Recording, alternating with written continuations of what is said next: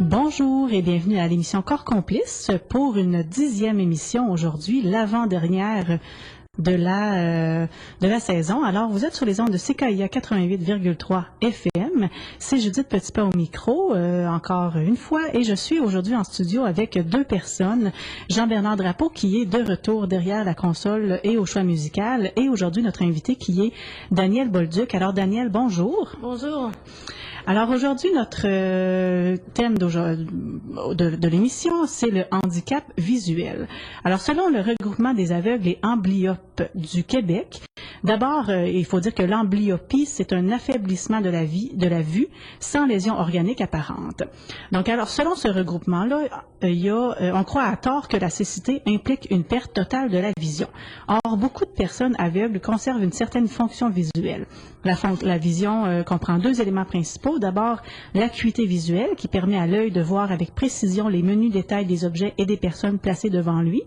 Cette fonction est importante pour la lecture ou la reconnaissance des traits du visage. Et il y a aussi le champ visuel qui nous aide à nous déplacer dans l'espace. Une acuité visuelle normale est de 20 sur 20 en pied et un champ visuel normal est de 180 degrés. Au Québec, une personne peut être reconnue comme ayant une déficience visuelle si, après correction au moyen de lentilles appropriées à l'exclusion des systèmes optiques spéciaux et des additions supérieures à 4 dioptries, elle a une acuité visuelle pour chaque œil inférieur à 6 sur 20 ou dont le champ visuel de chaque œil est inférieur à 60 degrés et qui est inapte à lire, à écrire ou à circuler dans un environnement non familier. Les personnes déficientes visuelles se divisent en deux catégories. On dit qu'elles sont soit fonctionnellement aveugles ou soit fonctionnellement voyantes. Fonctionnellement aveugles, c'est qu'elles utilisent les autres sens que la vision pour acquérir leurs connaissances. Et fonctionnellement voyantes, c'est qu'elles utilisent principalement leur vision pour acquérir leurs connaissances. Au Québec, on dit qu'il y a près de 11 000 enfants qui sont atteints d'une déficience visuelle et près de 108 000 adultes qui en sont atteints. Parmi ces personnes, il y a 93 % de gens qui sont fonctionnellement voyants et 7 % qui sont fonctionnellement aveugles. Alors, l'âge d'apparition d'une déficience visuelle est généralement entre 15 et 64 ans. Par contre, pour plus du tiers des adultes, l'incapacité apparaît après 65 ans. La vieillesse et la maladie sont les origines les plus souvent indiquées en ce qui concerne l'incapacité liée à la vision chez les adultes. Alors aujourd'hui, notre invité, qui s'appelle Daniel Bolduc et qui, malgré un handicap visuel, ne s'empêche pas de vivre pleinement.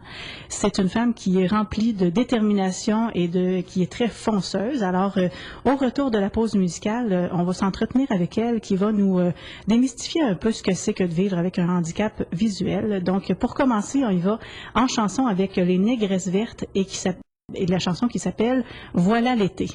Alors, les Négresses vertes qu'on vient d'entendre avec la chanson « Voilà l'été » qui est très à propos pour aujourd'hui avec cette superbe journée.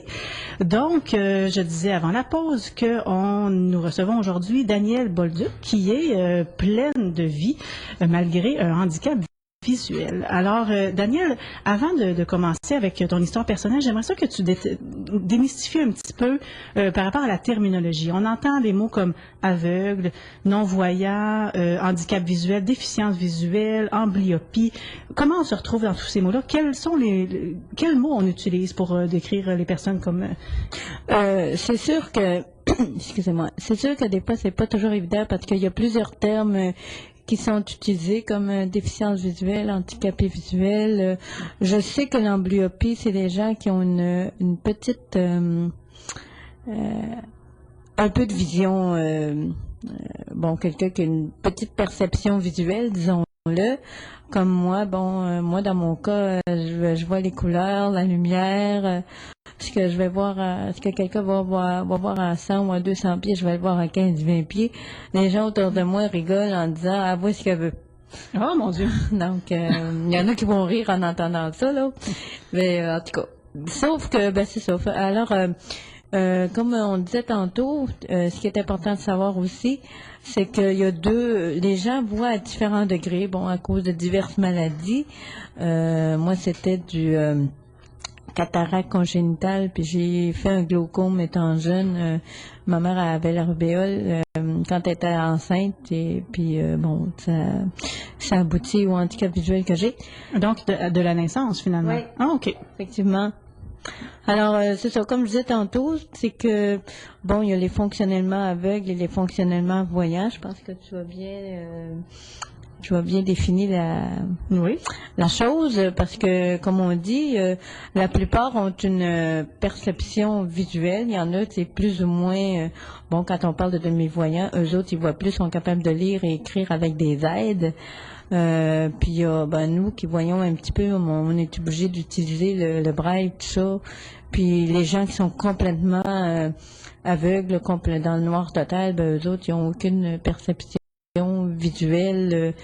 Donc, eux autres... Donc, il y a plusieurs degrés, finalement, de voyance, disons. Oui, on peut appeler ça. Ou de vision, ça serait plus correct. Hein? Oui. Et puis, au niveau de la terminologie, peu importe. Dans le fond, on peut utiliser n'importe lequel de ces termes-là qui veulent tous dire à peu près la même chose. Oui, ben c'est ça. C'est pas mal dans les mêmes zones d'études que des fois, il peut y avoir des choses un peu pointues pour certaines personnes, mais c'est sûr que ça amène des impacts dans toutes les sphères de la vie. Ça veut dire que si, admettons, quelqu'un qui a jamais vu, bon, lui, il a toujours vécu comme ça, donc il continue à fonctionner comme il a toujours fonctionné, mais quelqu'un qui perd la vision, quelqu'un qui perd la vue, ben, il est obligé de réapprendre à zéro, parce que là, il n'y a plus de vision, il est obligé de réapprendre à circuler, réapprendre à vivre, si on veut, puis d'utiliser d'utiliser différents objets. Techniques Oui, effectivement. Alors allons-y, dans le fond, dans ton histoire personnelle. Donc, tu disais que toi, tu es né avec un handicap visuel. Oui. Parle-nous un peu de ton histoire. C'est quoi ton histoire en lien avec ça? Donc, c'est ça. Comme je disais tantôt, ma mère, j'ai eu des cataractes congénitales. Après ça, c'est ça, j'ai eu un glaucome. J'ai été opérée à 1 an et demi. Donc, suite à cette opération-là, j'ai perdu mon œil gauche. OK. Alors, puis j'ai toujours conservé un peu de vision de mon œil droit. J'ai été opérée à presque 18 ans. Et là, ça a augmenté un petit peu. Depuis ce temps-là, je porte des verres de contact. Là. OK, donc la vision a augmenté un petit peu. Oui, pas beaucoup, là, okay. Mais c'est ça, un petit peu. Puis ça a jamais... j'ai été chanceuse parce que ça a toujours été stable. Tu sais, j'ai jamais vécu comme certaines autres personnes que je connais à cause de d'autres maladies, eux autres, la vision baisse, puis des fois, ça peut aller à différents stades, puis ils peuvent la perdre au complet. Donc, ça, c'est difficile parce qu'il faut toujours s'adapter à chaque stade. Et puis, comment s'est passée ton enfance, par exemple, quand tu es à l'entrée à l'école, la lecture, l'écriture, tout ça, le contact avec les enfants, comment ça s'est passé? Moi, j'ai commencé l'école vers... à 6 ans et demi, bon, j'ai été pensionnaire pendant 7 ans à Montréal dans une école spécialisée. Okay. C'est là que j'ai appris à lire, à écrire et à compter, quoique les maths, pour moi, c'est 0 pied de barre. Vous êtes plus du type rédaction ou... Oui, c'est ça. Bon, déjà là, en lecture, j'avais des facilités en lecture et en écriture, tout ça. Alors, j'ai continué... J'ai continué mon primaire comme ça. À partir du secondaire, j'ai fréquenté... je suis revenue à Québec. C'est ça, j'ai fait mes études secondaires à la Polyvalente de Charlebourg. Puis après ça, j'ai fait 2 decks. J'en ai fait un à Sainte-Foy, au cégep Sainte-Foy en lettres et langues, et l'autre en bureautique au cégep François-Xavier Garneau. Okay. J'ai fait un an à l'université. En sciences politiques, ça n'a pas donné les résultats escomptés. OK. En tout cas, en gros, ma scolarité, c'est ça. Je t'arrête tout de suite parce qu'on s'en va déjà en musique. Et puis, j'aimerais ça, au retour de la pause, j'ai des petites questions qui me pointent dans la tête, donc je vais te les soumettre. Alors, cette fois-ci, on va avec Manu Chao et la chanson je me reprends. Desaparecido. Alors, juste avant la pause musicale, Danielle nous a fait un portrait là, quand même assez rapide de son histoire personnelle. Donc, elle nous disait qu'elle était née avec un handicap visuel, donc ça a toujours fait partie de ta vie finalement. Et puis qu'elle est allée à l'école au primaire, dans une école spécialisée où on a enseigné en tout cas, ce que j'en comprends, c'est que tout le monde avait un handicap visuel. Et après ça, il est passé au secondaire dans une école où il y avait une forme d'intégration. En tout cas, donc, j'aimerais ça qu'on revienne là-dessus. Dans le fond, sur comment ça s'est passé ton apprentissage. J'imagine que c'est le braille qu'on apprend. Oui, effectivement. J'ai commencé à lire le braille, j'avais 6 ans. Puis c'est drôle parce qu'aujourd'hui, je lis beaucoup, puis il y en a qui me disent, tu lis pas mal plus vite que certains autres. Que moi. Ouais. C'est ça. Et là, c'est ça. Donc, j'ai appris à lire puis à écrire le braille. Bon, c'est sûr que les méthodes d'écriture étaient pas tout à fait les mêmes que maintenant, quoique des fois, la dactylo-braille et les tablettes pourraient servir de dépanneur advenant que l'ordinateur tombe. Tombe en panne, oui. Hein? Alors, Ce qui peut arriver. c'est ça. Alors, moi, j'ai appris à lire et à écrire et à compter. Bon, moi, je fonctionnais essentiellement en braille. Et ça a été comme ça de la première année à la 6e année, donc j'ai doublé ma 3e année. OK. À partir du secondaire 1, bon, c'est ça, comme je disais tantôt, j'étais dans une polyvalente. Au début, on commençait avec des classes non intégrées, tout ça, avec tous les cours auxquels on faisait, comme français, anglais, maths, etc. Et plus on montait d'année, plus on allait dans les classes régulières pour terminer en secondaire 5 avec les cours complètement intégrés avec les autres. Donc, c'est ça. Alors, il y a eu vraiment une progression, une transition vers l'intégration. Oui. Comment ça s'est passé, cette transition-là? Comment on vit ça quand on a un handicap visuel? Qu'au début, c'était pas toujours évident parce qu'on voulait continuer quand on est bien dans des vieilles pantoufles, on veut les garder.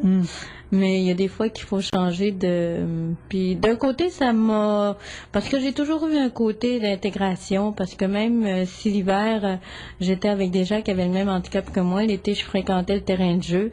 Ah, okay. Alors, le terrain de jeu, pas trop. Donc, j'avais toujours un côté où je pouvais faire mes choses normalement. Bon, s'il y avait des choses que je pouvais faire avec les autres, je les faisais. Sinon, j'en profitais pour... si, admettons, il y avait des jeux d'équipe que je pouvais pas faire, je pouvais jaser avec les autres. Puis, moi, c'était une façon pour moi d'entrer en contact avec les gens. Fait que dès ton jeune âge, au primaire, déjà, tu étais au patro... Oui, l'été, là, j'avais fait un camp de jour aussi. Puis, j'ai toujours fait... Qu'est-ce que ça t'apportait, l'intégration? Et qu'est-ce que ça t'apportait, la spécialisation, le fait d'être juste entre des gens qui ont un handicap visuel? C'est quoi qu'est-ce que ça apporte l'un et l'autre? Pour moi, l'intégration, c'est une façon, pour moi, ça a toujours été, c'est vital, pour moi, c'est crucial parce que tu vis en société, donc tu es obligé de fonctionner comme tout le monde, admettons qu'on on va dans certains endroits publics, on fait la même chose que tout le monde. Bon, il n'y a pas de passe-droit, c'est sûr qu'il peut y avoir certains accommodements raisonnables, là, parce que pour pallier le handicap, mais sans ça, faire la même chose que les autres, puis aussi élargir ses horizons. Moi, j'ai toujours été curieuse, j'ai toujours aimé... moi, j'aime ça parler de toutes sortes de choses, différents sujets. Je me renseigne beaucoup. L'actualité, j'ai toujours aimé ça. Je me renseigne, puis des fois, on arrive dans des réunions soit entre amis ou avec d'autres, puis j'aime ça émettre mon opinion, puis dire, ça, je suis d'accord avec ça, ça, non. Ça, c'est ton côté politique. Oui, des fois, je peux avoir des idées quelque peu tranchées, mais bon. Enfin. Alors, on s'arrête pour une pause musicale, puis on revient ensuite avec la suite de cette histoire-là. Donc, cette fois-ci, on y va avec Beastie Boys, probablement, si selon le DJ, en l'honneur du décès du chanteur, de un des chanteurs. Alors voilà. Donc, Beastie Boys et la chanson An Open Letter to New York City. Beastie Boys qu'on vient d'entendre. Vous êtes toujours à l'émission Corps complice sur les ondes de CKIA 88,3 FM. Alors, Daniel, avant la pause musicale, j'aurais envie de revenir sur ce qu'on vient de dire, dans le fond, sur ce que tu viens de dire. J'ai l'impression, tu me diras si je me trompe, mais j'ai l'impression que l'école spécialisée a permis t'a permis d'apprendre à travailler avec le corps que tu avais, avec les difficultés ou les défis que tu rencontrais, alors que l'intégration ensuite au secondaire t'a permis ben, tu le disais un peu, mettons, mais d'élargir puis de t'autonomiser. Est-ce que c'est l'impression que ça me donne? Qu'est-ce que tu en dis de ça?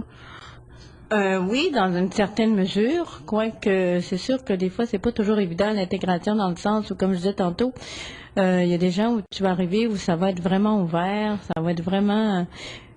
puis d'autres fois, c'est plus difficile, mais des fois, c'est pas toujours évident d'expliquer parce qu'on veut pas nécessairement exposer le handicap. Moi, j'ai toujours été du genre que... dans tout ce que je faisais, dans tout ce que je voulais faire, pour moi, j'aurais fait la même chose. Pour moi, dans les choix que je fais, j'ai toujours voulu faire peut-être à l'encontre de, parce qu'on disait toujours que dans le temps, quand on parle des mythes, on dit quelqu'un qui est handicapé visuel sont tous bons en musique, il n'y a rien de plus faux que ça. Donc, moi, j'ai décidé de vouloir faire autre chose, toujours pour défier les autres. Le sens commun, mettons? Oui, exactement. Donc, je voulais pas toujours faire la même chose que les autres, mais ce qui est important pour moi aujourd'hui, c'est peu importe le chemin qu'on prend, c'est le résultat que ça peut amener. Fait que j'entends que dans le fond, toi, pour toi, le handicap visuel, ça n'a jamais été un obstacle, là. Tu t'en es... t'as fait avec, dans le fond. C'était là, mais jamais tu t'es freiné ou empêché de faire quelque chose. Non, ce que je voulais vraiment, puis c'est sûr que des fois, c'est pas toujours évident parce que des fois, bon, le corps, bon, étant donné, bon, je sais qu'il me connaît, je suis pas tellement grande, je suis pas tellement, puis là, ben, c'est sûr que à l'adolescence, c'est pas toujours évident parce qu'on regarde les autres pousser, puis nous autres, on se dit, je vais avoir ma place auprès de quelqu'un, puis parce que le handicap a quelque chose, ça peut être accessoire, mais on veut être accepté comme un être humain, comme un homme, comme une femme. Donc, le handicap, c'est une chose, mais ce qu'on peut accomplir, je pense, ça peut être plus grand. Ben oui, puis comment ça s'est passé dans le moment là, du marché du travail, à l'entrée du marché du travail, puis tout ça? Oui, ben ça a été peut-être un petit peu compliqué parce que, bon, j'ai fait... J'ai fait mon cours en lettres et langues, tu vois. Puis quand ça a été le temps, pour faire le travail d'été, ça s'est relativement bien passé. Bon, on nous mettait toujours dans des cases genre réceptionniste, téléphoniste, bon, des emplois de bureau, puis tout ça. Okay. Alors, j'ai fait différents stages différents. Bon, ça s'est pas toujours soldé, ça n'a pas toujours été le nirvana, tout ça. Puis bon, il y a eu des expériences qui ont été pires que d'autres. Et après ça, à un moment donné, j'ai été obligée il y a 3 ans, j'ai été obligée de faire un virage parce que je pouvais plus continuer comme ça parce que là, c'était ma santé, je pense. Parce que c'est un métier qui te plaisait moins ou parce qu'il y avait des conditions? Je pense que j'ai jamais vraiment beaucoup aimé ça dans le sens où... Okay. C'était un peu par défaut que tu étais allée là-dedans ou on t'avait dirigé vers là? Okay. Oui, c'est ça. Puis, bon, j'ai fait mon cours en bureautique en fonction de ça parce que mon rêve aurait été, à cause de différentes choses dans la vie, bon, j'aurais aimé m'en aller en musique, mais pour différentes raisons, j'ai fait autre chose. Donc, j'ai découvert il y a une dizaine d'années il y a à peu près 10-15 ans que c'est ce que j'aurais voulu faire. Mais c'est pas nécessairement une question de handicap, j'aurais vu, puis je pense que ça aurait été la même chose. Ouais. Donc, tu disais dans le fond que tu aurais voulu être dans la musique, comme chanteuse ou comme musicienne? Les deux, peut-être. Les deux, OK. Les deux. Plus comme chanteuse, parce que... les deux. Les deux. Puis là, tu disais aussi que c'est quelque chose que tu poursuis maintenant. C'est quelque chose, est-ce que tu te réorientes ou qu'est-ce que... Oui, effectivement. Mais moi, mon but, ce serait d'aller peut-être de faire un job un petit peu plus dans le public. C'est pas encore tout à fait défini parce que c'est tellement vaste. Mais oui. Et tout le monde sait que la musique, on peut pas toujours, malheureusement, gagner sa vie. Bon, il y a une vingtaine d'années, j'aurais aimé ça le faire, mais j'étais pas prête. À un moment donné, il faut avoir un point B dans la vie. C'est pour ça que je me suis dirigée en d'autres choses. Donc, aujourd'hui, je regarde le cheminement que j'ai, puis je suis rendue à une période de ma vie où là, il y a comme un sentiment d'urgence qui fait que, bon, il faut, à un moment donné, qu'on agisse. Des fois, c'est long et c'est pas toujours évident. Puis j'ai envie d'explorer toutes sortes de choses. Bon, pas seulement la musique, le côté communication, j'ai toujours aimé ça. J'ai toujours été à l'aise devant un micro. Depuis l'âge de 6 ans, je fais des choses en public, donc je commence à être habituée. Mais de toute façon, avec ou sans handicap visuel, il y a plein de gens, effectivement, qui, au bout d'un certain temps, se rendent compte que c'est pas nécessairement ce qu'ils ont envie de faire, puis qui changent de parcours, donc c'est tout à fait. Je vois Jean-Bernard qui me fait des signes. Alors, nous allons en chanson. C'est à ton tour, Daniel, de nous présenter la chanson que tu nous offres aujourd'hui. Et pourquoi? J'avais le choix entre 2 chansons, mais finalement, j'ai choisi La Quête de Jacques Brel parce que pour moi, c'est la quête, c'est toujours se dépasser. Quoi que je fasse, bon, toujours des défis à relever, c'est de toujours se dépasser, puis la quête aussi d'être une meilleure personne, puis la quête de se réaliser dans ce qu'on veut faire. Puis pour moi, il y a toujours des rêves à réaliser, il y a toujours des projets, puis même dans l'adversité, des fois, il peut y avoir des obstacles, c'est d'essayer de passer au travers. Pour moi, c'est toujours une quête d'aller plus haut, plus loin. Les accessibles étoiles, c'est, à quelque part, c'est là où on veut aller. Ben, en tout cas, je trouve que ça te représente bien. Alors, allons-y avec Jacques Brel et la chanson La Quête. Alors, La Quête avec Jacques Brel, une chanson que nous offrait Daniel Bolduc, notre invité d'aujourd'hui. Daniel, on a parlé beaucoup là de ton histoire personnelle. J'aimerais ça que tu nous dises, pour continuer, est-ce que c'est difficile d'avoir un handicap visuel ici dans la ville de Québec, mais bien sûr dans la province de Québec? Est-ce que c'est difficile? Est-ce que structurellement c'est bien adapté? Est-ce qu'il y a encore un malaise avec les gens que tu rencontres, humainement parlant? Comment ça se passe? C'est sûr qu'il y a eu beaucoup de chemin depuis quelques années. Bon, quand on parle d'intégration scolaire, il y a eu des pas de géants qui ont été faits. Mais malheureusement encore, il y a des gens qui pensent que malgré le handicap, c'est comme si on n'était pas capable de rien faire. Moi, mon but actuel aussi, c'est d'essayer de sensibiliser les gens à cette cause-là, parce que je trouve quelque part, on est comme sous-représenté.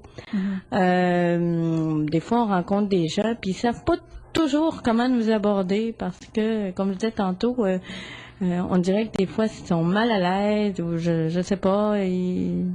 Je te coupe, mais allons-y. Comment on fait? Selon toi, qu'est-ce que tu aurais envie de dire aux gens, de leur dire, voici comment on aborde quelqu'un qui a un handicap visuel? Bon, c'est sûr que si, admettons, on rencontre quelqu'un pour une première fois, ou c'est important de se nommer d'abord, là, si, admettons, on veut s'adresser à quelqu'un, ou admettons qu'on rencontre quelqu'un qu'on connaît, bon, la personne va dire salut, c'est un tel, bonjour, comment ça va? Puis de pas être gêné, puis de dire bonjour, puis tu sais, je vais être capable de converser avec n'importe qui. Est-ce que ça aide la personne de, par exemple, lui dire ce qu'on est en train de faire? Ben là, il va avoir, on fait ça, ou est-ce que c'est un peu insultant, dans le fond, de se faire tout dire ça? C'est sûr que des fois, on nous pose souvent la question, est-ce que t'es handicapé visuel de naissance ou tout ça? C'est sûr que ça dérange un peu. C'est sûr qu'on va répondre parce que les gens veulent savoir. Mais je pense qu'après ça, un coup la question posée et répondue, je pense qu'après ça, c'est le fun de passer à autre chose. Parce que comme je disais tantôt, j'ai dit, je suis pas rien quelqu'un qui a un handicap. Je suis un être humain, j'ai de quoi à dire, on a des émotions, on a le même bagage que tous les autres. Je m'intéresse à toutes sortes de choses. Donc de passer à autre chose. Okay? Ah oui. On brise la glace, ok, bon, parfait, il y a un handicap visuel, mais bon, ok. Ensuite, on redevient dans une conversation tout à fait. Ah oui, puis si on a besoin de quelque chose, on peut, ils peuvent le demander. Avez-vous besoin de quelque chose? Oui, non, ou c'est ça. Si j'ai besoin de quelque chose, je peux le dire moi aussi.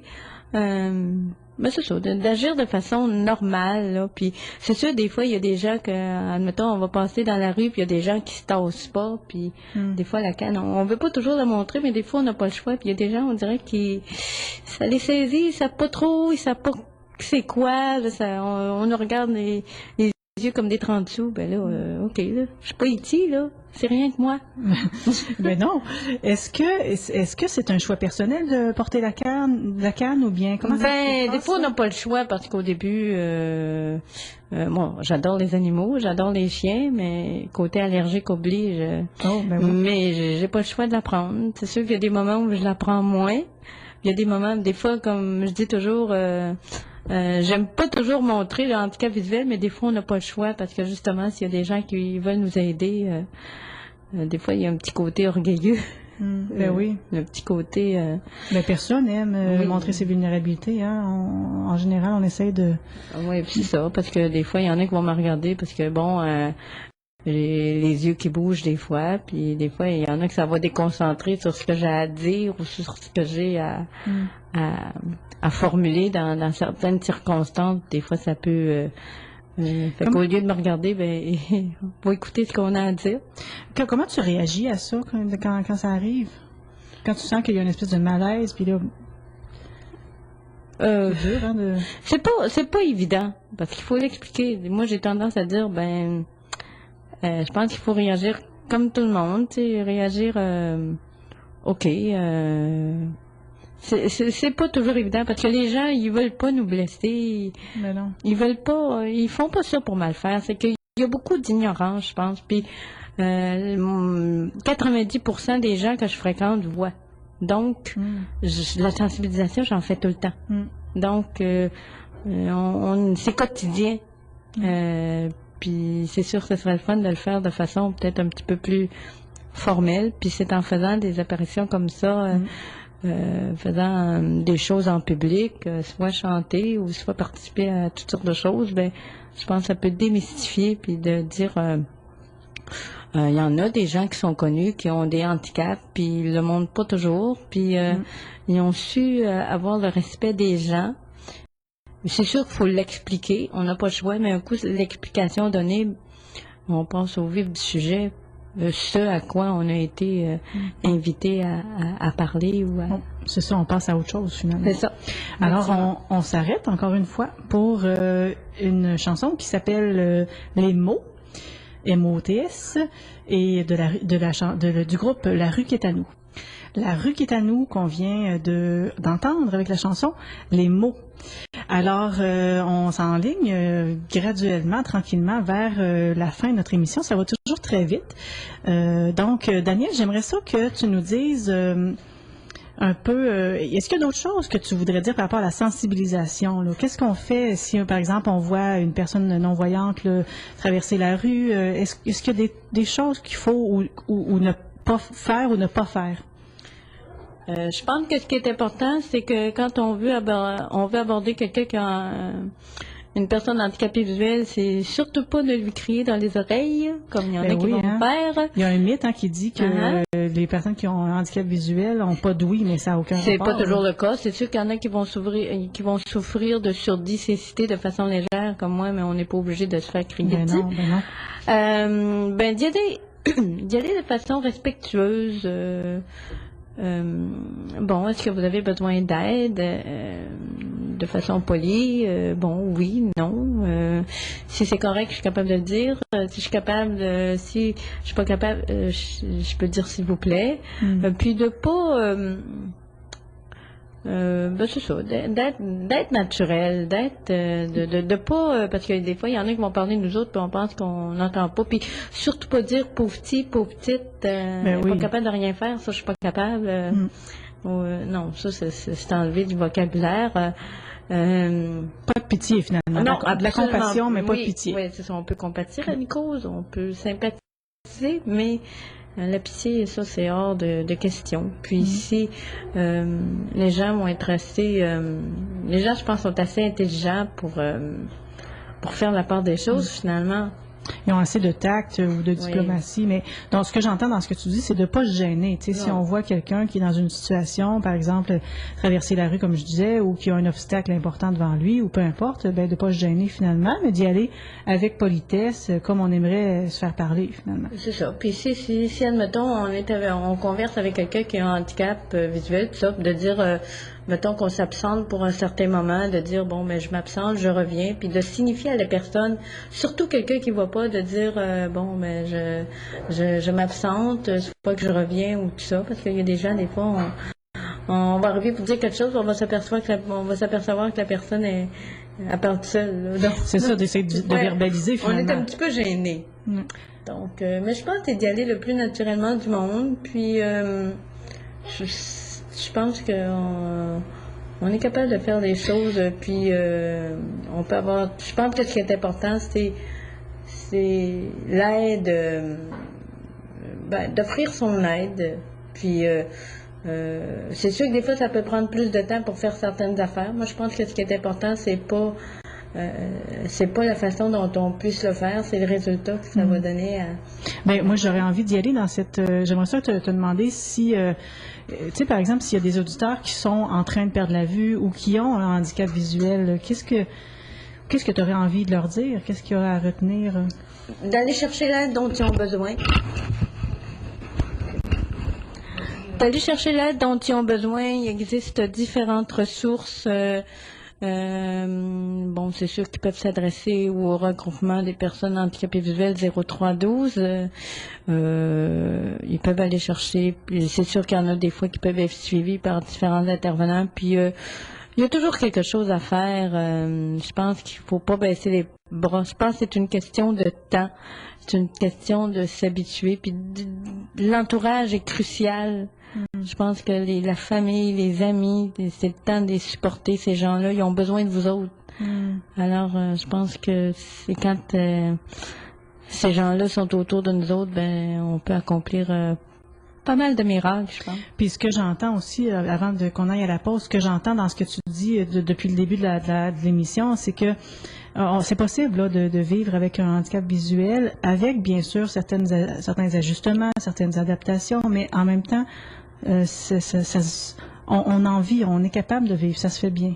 Oui, c'est sûr, parce qu'il y a des jours, des fois, où ça va mal, puis il y a des jours où on voudrait envie de tout foutre en l'air comme tout le monde. Mais à un moment donné, il faut dire, ça va aller mieux demain. Donc, la vie est pas terminée. Là. Moi, je dis toujours que... j'essaie de me dire qu'il y a toujours quelque chose dans un tournant qui va... On s'arrête là-dessus. J'aime ça, cette belle parole-là. On s'arrête, puis on s'en va en musique, en méditant cette belle phrase. Alors, cette fois-ci, c'est Bonobo featuring Bashka et la chanson Nightlife. Alors, Bonobo featuring Bashka et la chanson Nightlife, une belle chanson douce pour s'enligner ou s'en aller vers la fin de l'émission, la conclusion. Alors, je rappelle qu'aujourd'hui, on a discuté du handicap visuel avec notre invité qui s'appelle Danielle Bolduc et qui, malgré un handicap visuel, ne s'empêche pas de vivre pleinement. Elle est rayonnante. Alors, Danielle, comment tu voudrais qu'on termine l'émission? Qu'est-ce que tu veux que les gens retiennent? Comme je disais tantôt, je pense que ce qui est important, c'est de ne pas se gêner pour nous aborder si on a besoin de quelque chose ou tout simplement quelqu'un qui veut jaser. Puis un petit bonjour, des fois, c'est le fun. Aussi, ce qui est important, excusez-moi, pour ceux qui vivent le problème, il y a différentes ressources qui existent. Il y a le site du regroupement des personnes handicapées visuelles 0312, RPHV 0312. Il y a aussi le site de l'INCA où les gens peuvent aller chercher de l'information.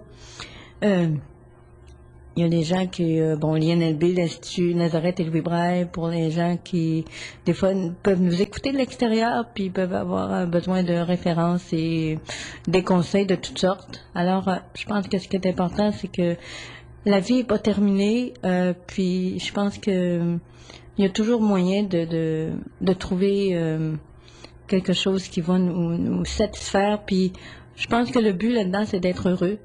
Puis on essaie faut vivre avec, finalement, avec ce qu'on est, avec ce qu'on a envie de faire. Puis s'il y a des gens qui ont envie de réaliser le rêve, quel qu'il soit, je pense qu'il faut les encourager à persévérer. Puis je pense que c'est là que, à force de travailler puis de persévérer, je pense qu'on finit par obtenir quelque chose. Puis ce que je retiens aussi, toi, aujourd'hui, c'est que malgré tous les deuils que ça implique quand même de perdre la vision, la vue. C'est par exemple de conduire, tu disais tout à l'heure hors onde, mais de conduire, de toutes sortes de deuils comme ça. Malgré tous ces deuils-là que les gens ont à vivre, ben il y a moyen quand même de s'épanouir comme personne, comme femme, homme. Mari, femme, enfant, etc. Donc, il y a moyen là, de trouver une harmonie dans sa vie à travers tout ça. Comme moi je dis, l'exemple moi que je peux donner, c'est que il y a des gens qui, il y a quelqu'un qui a toujours lu, il peut toujours lire d'une autre façon, soit prendre de braille ou bien lire de façon sonore. Aussi, il y a des gens qui peuvent faire du sport, il y a des gens qui, on peut faire un paquet de choses. Il y a différentes, il y a des activités sociales, qui sont organisées. Puis il y a des gens qui aiment ça, se retrouver entre eux. Puis il faut se dire aussi, je pense que le plus important, c'est que vous n'êtes pas seul. Il y a des gens qui ont vécu la même chose que vous. Puis d'aller chercher de l'aide. Puis l'entourage est important. Je pense de l'entourage, des amis, la famille, en tout cas tous les gens qui sont autour de vous. Alors, je t'arrête parce que je trouve que c'est une belle façon de conclure l'émission, de se soutenir, d'aller chercher de l'aide et tout ça. J'invite moi aussi les auditeurs à consulter le site web du Regroupement des aveugles et amblyopes du Québec, le www.raaq.qc.ca, où il y a toutes sortes d'informations vraiment très intéressantes sur, par exemple, les mythes et les réalités, les variations au sujet de la canne blanche, par exemple. C'est vraiment très, très intéressant. J'invite aussi les gens à écouter le film Rouge comme le ciel, qui est un film là qui traite aussi du sujet là d'un enfant qui perd subitement la vue à la suite d'un accident et qui redécouvre tout le monde des bruits et des sons. C'est vraiment très, très touchant. Alors, la semaine prochaine à l'émission, notre dernière émission de la saison, c'est une émission qui sera tout à fait originale et avec des invités, tout ça. On verra là vraiment ce qu'on fera.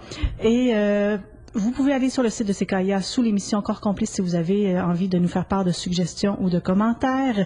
Merci beaucoup, Danielle Bolduc, aujourd'hui pour ton honnêteté, ta franchise et ton ouverture. C'était vraiment un plaisir pour moi. Merci. Merci à Jean-Bernard Drapeau derrière la console et au choix musical. Merci aux auditeurs qui sont toujours là avec nous. C'est très, très apprécié. On vous sent présent. Judith Petitpas au micro. Je vous incite à rester sur les ondes de CKIA 88,3 FM à 18h pour l'émission Jazz Bazar. Donc, c'était l'émission Corps Complice tous les dimanches de 15h à 16h jusqu'à la semaine prochaine. On vous laisse sur le thème musical de Charles Papassoff et on vous souhaite une très, très belle semaine.